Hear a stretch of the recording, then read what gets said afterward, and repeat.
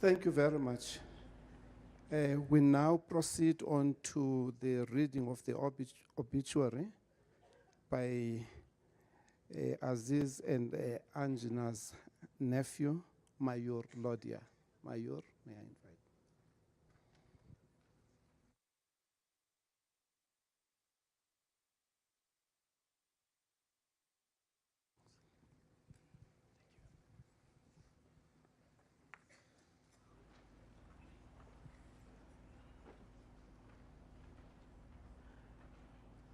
Good morning, everyone. I'm Aziz's nephew, Mayur, and I was tasked with both writing and reading his obituary. This experience has simultaneously humbled me and had me bursting with pride at my uncle's achievements. Aziz was born on Christmas Day 1940 in Schweizer-Reneke, in an area now known as the Northwest. He was the third son of Amina and Ghulam Pahad, anti-apartheid activists in their own right. So it came as little surprise that Aziz would follow in their footsteps and come to be known as one of the architects of the new South Africa. Aziz grew up in Ferreira's town, a stone's throw away from the offices of the ANC, the Transvaal Indian Congress, and the Tambo Mandela law firm. Their family home was a gathering place for stalwarts of the liberation struggle, including names such as Nelson Mandela, Walter Sisulu, Oliver Tambo, and Yusuf Dadoo, to name but a few.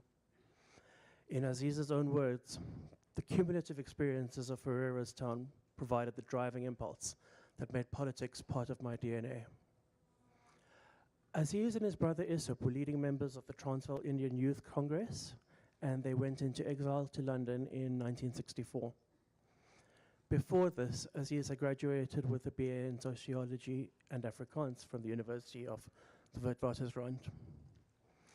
In exile, he furthered his studies, focusing on international relations, obtaining a diploma from University College of London and a master's degree from Sussex University. In London, Aziz worked full-time for the ANC and was an active member of the South African Communist Party. He played a leading role in developing the anti-apartheid movement of the UK and Europe. His leadership qualities were recognized with his appointment to the ANC's Revolutionary Council in 1967 and as the head of the ANC's political military committee. Aziz was deeply involved in the talks that led to ANC's Morogoro conference in 1969.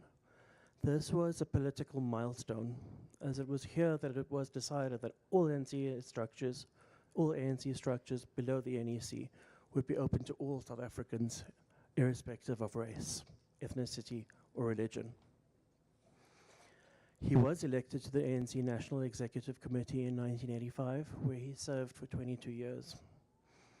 Aziz played a critical role in the pre-negotiations and then the negotiations that ultimately led to the unbanning of the ANC, the release of Nelson Mandela, the fall of apartheid, and ultimately the birth of a free and democratic South Africa.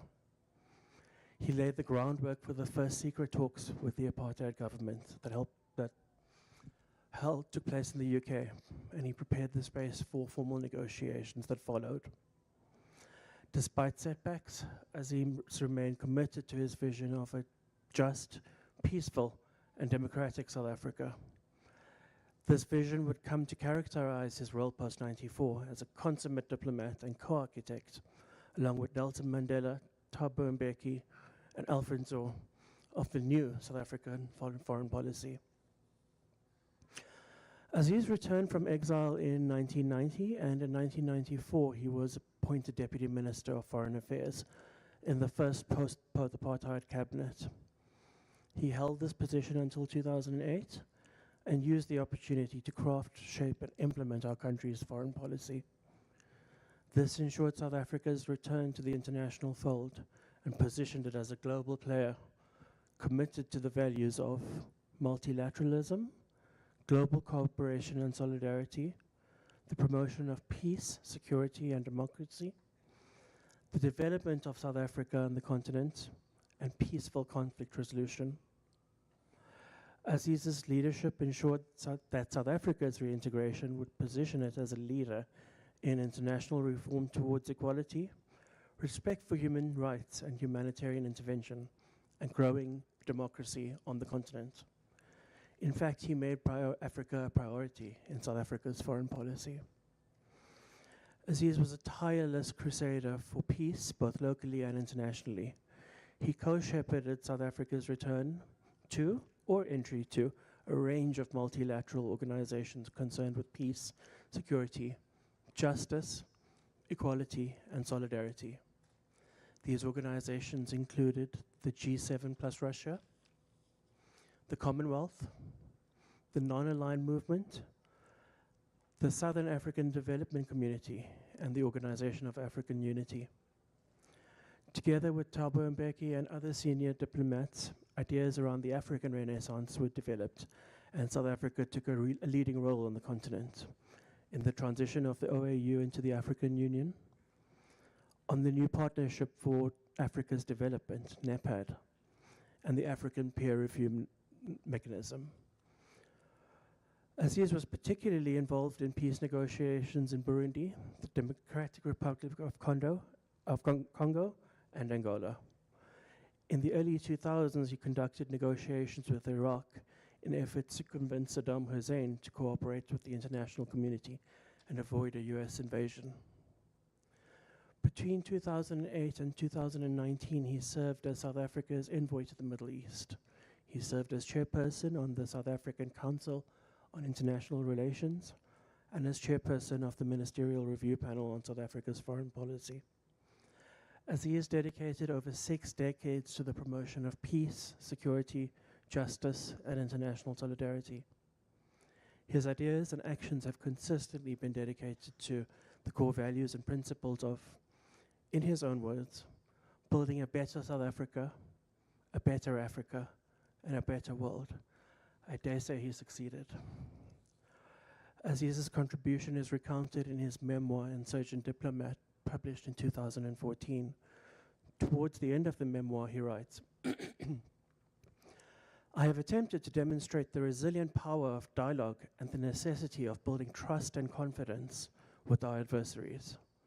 If we did not pursue the path of negotiations with ingenuity and inflexibility, the ingredients of a potent brew of civil conflict would have been all too palpable and real. Aziz and several colleagues and public figures created the Concerned Africans Forum, of which he became chair in 2018. This was in response to the scope and impact of state capture and the retreat from internationalist values and the global practice. CAF became a platform for the public critique of the state of government, governance, and democracy in South Africa, and also of trends in the global arena.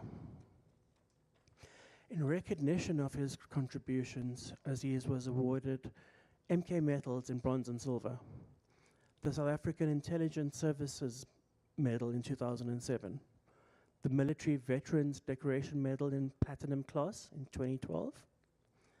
In 2021, he received an honorary doctorate from the University of Pretoria, and in 2022, he received the Ubuntu O.R. Tambo Lifetime Achievement Award. He will be remembered as a towering figure in national and international relations, who consistently used his positions and influence for the greater good. His impact, both at home and abroad, is impossible to quantify, and we will never know all the ways in which he changed the lives of individuals and the beloved country in which we live. Our best tribute to him is to emulate in our own lives and actions the central commitments and values by which he lived. His relentless rhetoric will forever echo in my mind. You youth need to mobilize. Aziz died peacefully on 27 September 2023 at his home in Johannesburg, surrounded by his family. He is survived by his wife, Anjina, his brother, Nassim, his son, Sam and Zarin, and his granddaughter, Bethan. Rest in eternal peace, Uncle Aziz, knowing that you are loved and missed, and that you have left this world a better place than you found it. Hamba Gashle.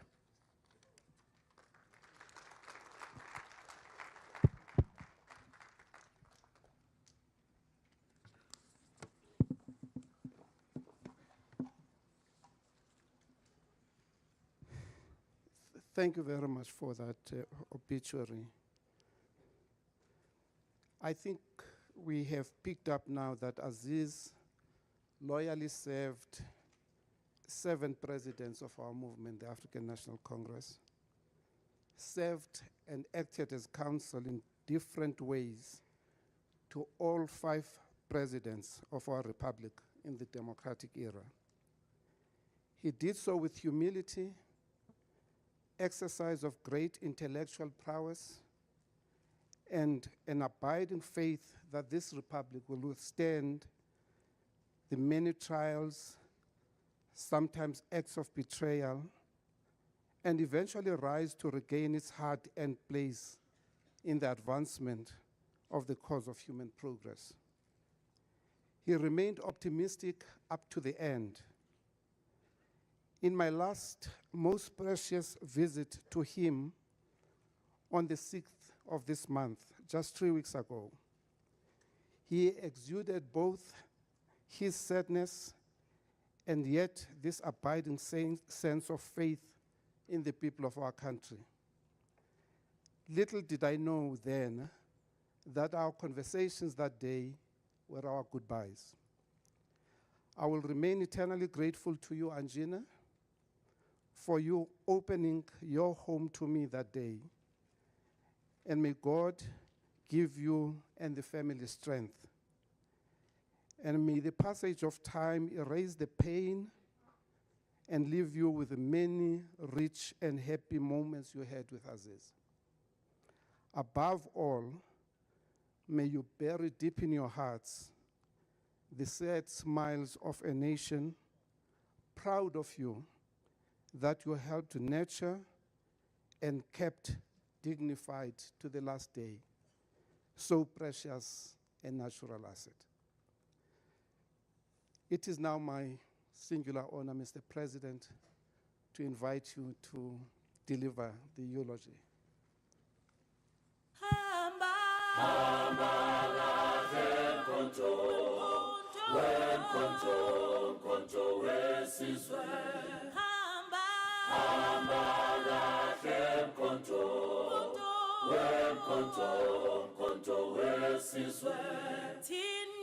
Thina bantu bomzansi sisimisele ukwakhisizwe sama-Afrika.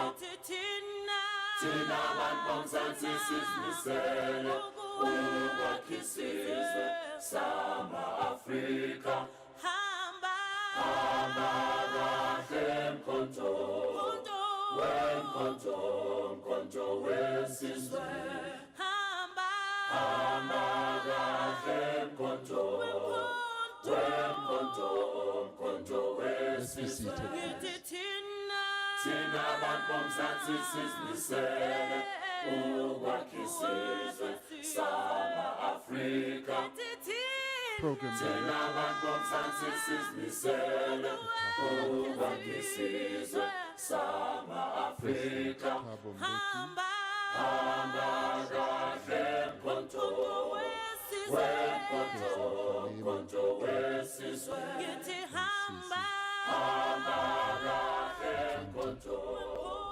The Speaker of our National Assembly, the Chief Whip of the ANC in the National Assembly, ministers and deputy ministers, the leadership of the African National Congress, the leaders of various political parties, and the leadership of the Alliance and the Democratic Movement, members of the diplomatic corps who represent our country in various places around the world, and members of the diplomatic corps who represent various countries to South Africa. Community leaders present here and comrades and friends. As Comrade Ronnie had just finished talking here, I congratulated him and said that was a very colorful oration. And he said, "You know me, I'm an actor." It reminded me, and I want to give him a task, it reminded me when African leaders went to Kyiv after we had had talks with President Zelensky. We were going to talk to the media, and I was a little ahead of him. And I said to President Zelensky, "You move ahead, this is your show." He said, "Yes, I am a showman." So I want to send Comrade Ronnie to go and talk to the Ukrainian showman, and maybe they will find peace together. Today is a sad day, but it is also a day on which we must collectively turn this into a celebration of a life. And in other words, we should make it a celebratory day. It is sad for the Pahad family, a family that produced stalwarts of our liberation struggle. Your grief as the Pahad family is all the greater at the passing of Aziz with Isop and Junaid just a few months ago. It is a sorrowful occasion for the African National Congress and also the South African Communist Party, COSATU, and also SANCO, our alliance partners. But it is also a sorrowful moment for the wider democratic movement. We have lost a comrade, a highly valued comrade, a comrade who was a real stalwart. We've lost a friend as well, and a patriot who dedicated his life to the liberation of our country and its people. But today we gather here to honor his life and his legacy. It is a day of memory, and we should also make it a day of reflection for the diplomatic community, particularly for the many men and women who worked with Comrade Aziz to represent our country abroad, who had the privilege of being mentored, as Comrade Nkosazana was saying, who had the opportunity of being counseled and trained by Comrade Aziz. Over the past few years, we have had to bid farewell to many other dear comrades, men and women who were giants of our liberation struggle. And as much as it is the nature of existence that we all have a fixed time upon this earth, we do feel the loss, and we feel it keenly. Each and every one of us do feel this loss. But it is also a time to celebrate the lives of the many stalwarts who have passed on, and also to remember their legacy with some informed reflection. They played such an important role in the history of our country. They were at all times during the highs and the low points of our struggle. They were able to shepherd our country along the difficult road to democracy. At times like this one, when we lose another stalwart, we are shaken, as would a tree whose roots have been damaged or lost. These men and women, of whom Comrade Aziz was one, were the roots that nourished the tree of our democracy, but they were also the very roots that lie deep in South African soil to hold our democracy intact. With comrades like Aziz now gone, it does feel like a part of us has gone with them. And yet, such is the legacies they have left behind, that this great tree that is our democracy abides. It continues. One of the defining traits of a comrade like Aziz was his unwavering vision, He possessed an extraordinary ability to see beyond the status quo and to envision a future that was brighter and more inclusive. He was not content, as we all know, with the way things were. It was the vision that he had that inspired many of us to believe in the possibility, yes, of a better future.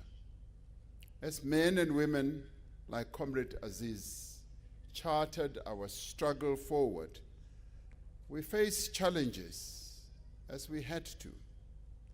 We faced strong winds as they had to come. Times did not come with easy solutions. Times were hard, and they are today. The times that we live in are difficult, and they are hard. Despite the challenges that people like Comrade Aziz faced, and many stalwarts throughout our struggle's history, they persisted and were able to help our nation achieve significant changes. They have showed immense resilience, they have showed determination, and the ability to adapt to changing circumstances at all times. Due to the immense contribution to our democracy that Comrade Aziz and his generation worked so hard to achieve, it remains steady, it remains firm, and our democracy is well anchored and strong. As these comrades have passed into the next life, like Comrade Aziz has now, our great democracy that he and others helped to birth outlives them. It is this legacy we remember today. It inspires us and it gives us courage to go on. Comrade Aziz will be remembered for his many fine attributes and the many hats, as Comrade Ronnie was attesting to here, that he wore. A number of people have paid tribute to him, have reflected on the many attributes that Comrade Aziz had. He was a remarkable individual who stood at the forefront of change and fought for a better South Africa, a better Africa, and a better world. He dedicated his life to the pursuit of justice, equality, and freedom, and a better international relations situation. His passion and determination made him a beacon of hope for countless of comrades in our movement and in our country as well. And may I say also beyond. He was an activist who played a formative role, as we had in our liberation movement in exile in the 1960s and beyond, and was a key figure in the anti-apartheid movement in Europe and in the United Kingdom. He was one of the leading figures of the liberation movement who facilitated talks between the exiled ANC and representatives of the Afrikaner community in the mid-80s, yes, working with Comrade Thabo Mbeki and many others. He was a hard-working and fiercely patriotic public servant, most notably as the long-serving Deputy Minister of Foreign Affairs, a position as he held from when we attained our democracy in 1994 until 2008. It is this role for which the South African people know Comrade Aziz best.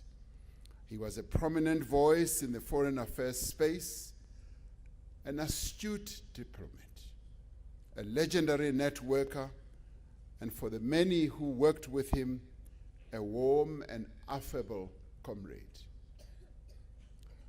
We've heard how, through his hard work and principled stances and others, ensured South Africa's return to the international fold and positioned South Africa as an actor committed to the values of multilateralism, global cooperation and solidarity, the promotion of peace and security, and democratization of South Africa, and a peaceful resolution of conflicts.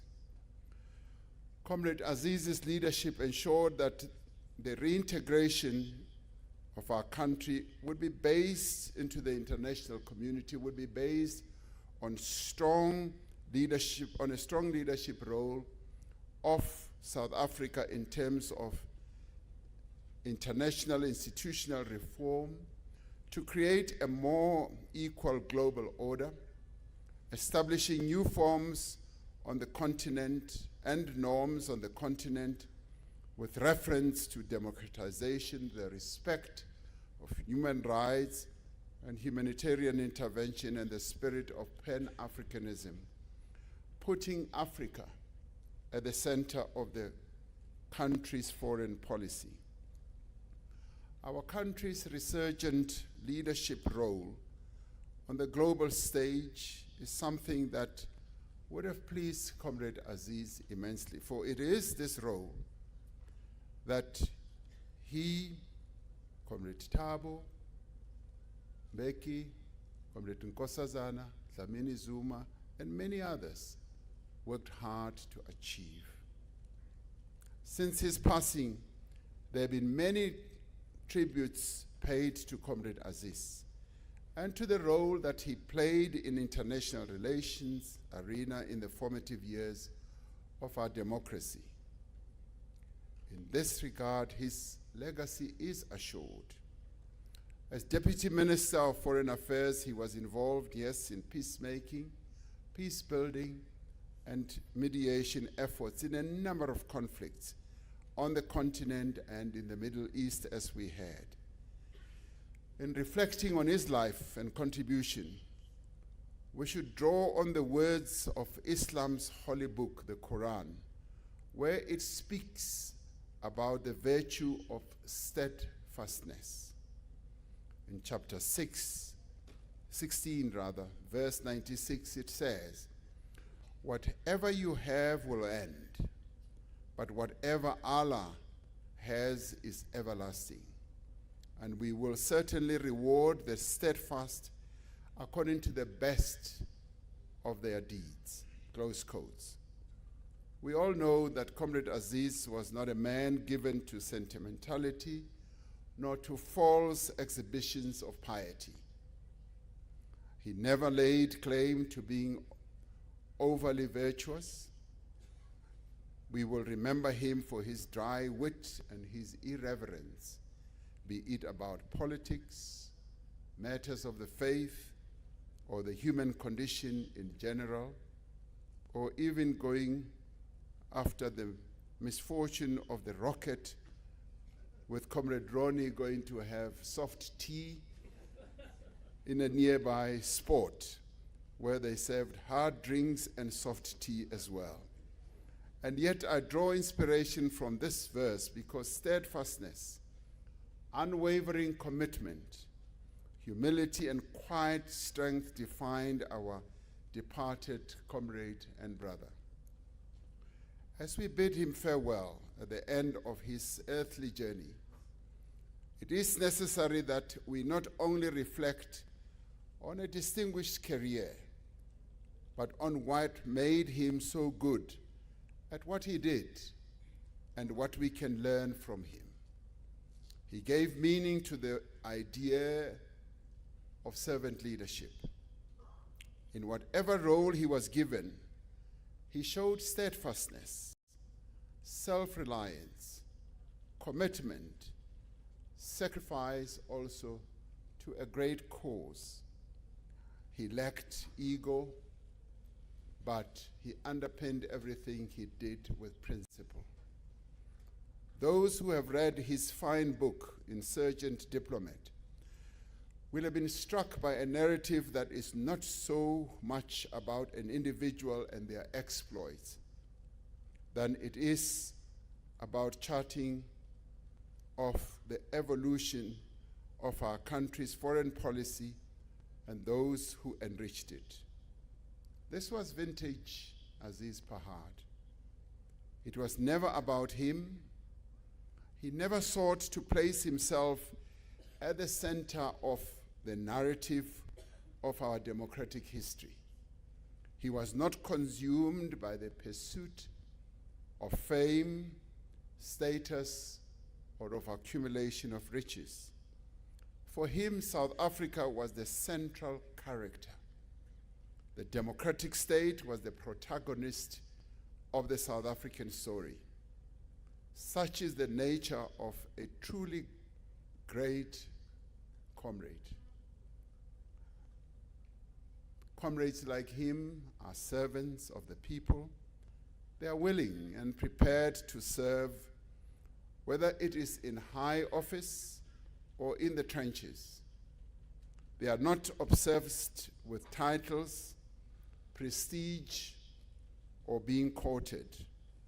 Over the years, he gave interviews to talk about his book, about the country's foreign policy orientation, and also to express his concerns about what he saw as the liberation movement straying from its founding values. He did not use his stature as a liberation stalwart to speak down to anyone or to level critique that was solely informed by his own opinions. Instead, he called for us to embrace each other across the race, color, and political divide, to put our differences aside and to work for the betterment of our republic. In an interview in 2014, he also called on South Africans of all races to return to grounds of common interest in order to build on them and advance. But beyond his revolutionary persona was also a compassionate and an empathetic soul. He recognized the importance of connecting with others and connecting with them at a deep level, understanding that true change begins with fostering a sense of unity and compassion. He believed in the inherent goodness of humanity and inspired others to do the same. It has been said that when a great man or woman dies, for years, the light they leave behind lies on the path. We have in recent times laid to rest a great many stalwarts of our freedom struggle, and today we bid farewell to one more. In one interview, Comrade Aziz said, "We dare not forget that we are servants of our fellow countrymen and women. The concept of Batubili, of putting people first, is disappearing like mist before the sun," he said. So we who remain have a responsibility to ensure that Batubili does not disappear like mist in the sun, but that it is restored, revitalized, and once again stands to the center, at the center of all our efforts as public servants. For the legacy of stalwarts like Aziz Pahad to have meaning, they cannot be confined to the history books. They must be returned to again and again, learned, and be taken forward. These stalwarts were once the strong roots that really held us together, and firmly so. Over the passage of time, new roots have grown and new shoots have also blossomed. We owe it to the generation that paved the way to freedom, to our democracy, not to let those roots wither and die. We must return our country to the path of fundamental transformation, a transformation that people like Comrade Aziz sacrificed so much for and worked so hard for. To do so requires hard work. It demands sacrifice and putting, yes, the needs of our people first. It needs men and women who are disinterested in status and position, like Aziz Pahad and his generation. As we lay Comrade Aziz to rest today, we must be mindful of the weighty responsibility that we all collectively carry to ensure that the sacrifices that comrades like Aziz made were not in vain, and that their legacies have meaning. Great nations are built through the efforts of the courageous and principled and steadfast leaders such as Comrade Aziz. Such was the man that we bury here today. To the Pahad family, our hearts and prayers are with you at this time of great difficulty. We want to thank you for sharing him with us. We want you also to remain in your hearts with a cherished memory that this nation, this South Africa that he helped to build, is eternally grateful for the contribution that he made. We as a nation say that he will be sorely missed. To him we belong, and to him we shall return. And we say, Hamba kahle, Comrade Aziz Pahad. Do pass on our greetings to those who have also left us. Thank you very much.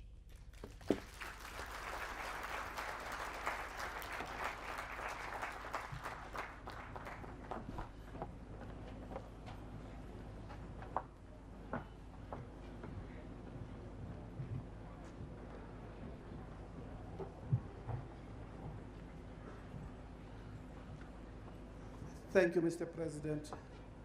Thank you very much, both for the message and also for the decision of the government you lead to give this beautiful send-off to Aziz. May I now invite Colonel Maluleke to help guide us from this point.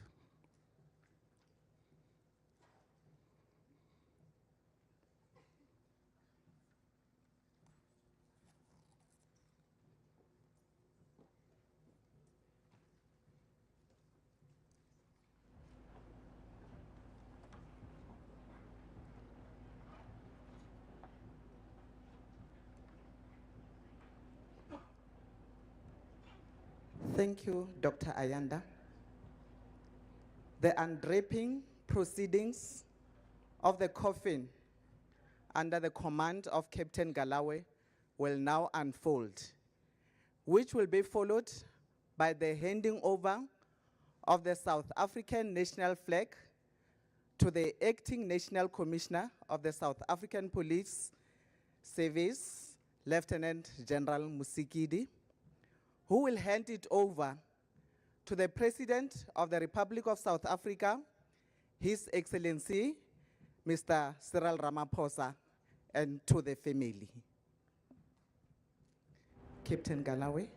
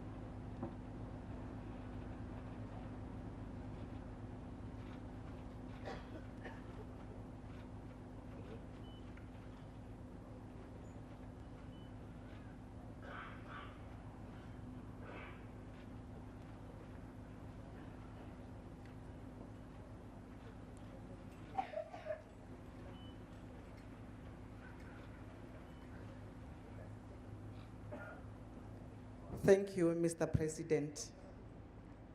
In recognition of the Republic of South Africa, the national anthem will now be played by the South African Police Service Band.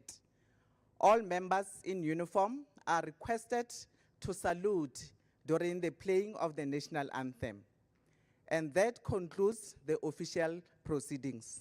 Ladies and gentlemen, please rise for the playing of the national anthem.